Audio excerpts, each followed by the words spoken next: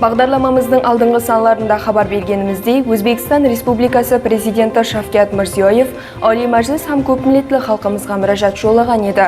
Бұл mürajaat елімізде соңғы жылдары ерсілген нәтижелерді додалаумен бірге 2026 жылға жаңа вазифа һәм режелерді белгілеп берді. Нәбеттегі хабарымызда әйне ұсы mürajaat бойынша Ажинияз атындағы Нөкс мемлекеттік педагогикалық институты жастар ауқамы бастаңғыш өлкеме жетекшісі Ернияз Қасимов өз пікірлерін білдіріп өтеді.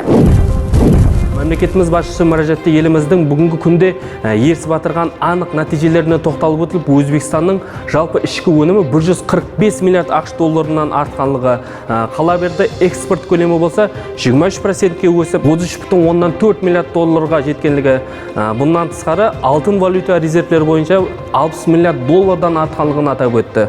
Сондай-ақ экономикаға 43,1 миллиард сырт ел инвестицияларының тартылғанлығы мемлекетімізде жаратылып атырған тұрақтылық орталықтың айқын көрінісі екенлігін көрсетпекте. Бұндан тысқары президентіміз 2026 жылға барып жалпы ішкі өнімнің 167 миллиард долларға жеткіру вазифасын белгілеп берді. Бұл болса санат, жоғары технологиялар, инновация һәм ең текарғысы білімні һәм басламасы жастар шешуші күш болатығынлығына айрықша тоқтап өтті. Mürajaatте жастардың құй санасын һәм олардың бұқаралық жауапкершілігін арттыру мәселесі де үлкен орын иеледі. Себебі президентіміз коррупцияға қарсы күресуді текарғы һәм айрықша вазифа сипатында белгілеп, жастар бұл барыста хадаллық, әділдік һәм низам үстінлігін өзінің тұрмыслық принципіне айландыру зәрулігін айрықша һәм қатаң түрде атап өтті. Және де ілім, технология тарауында болса Өзбекстанның бірінші космонавтын таярлау бойынша жұмыслар басланғанлығын жариялап, бұл болса біз жастарымыздың алдында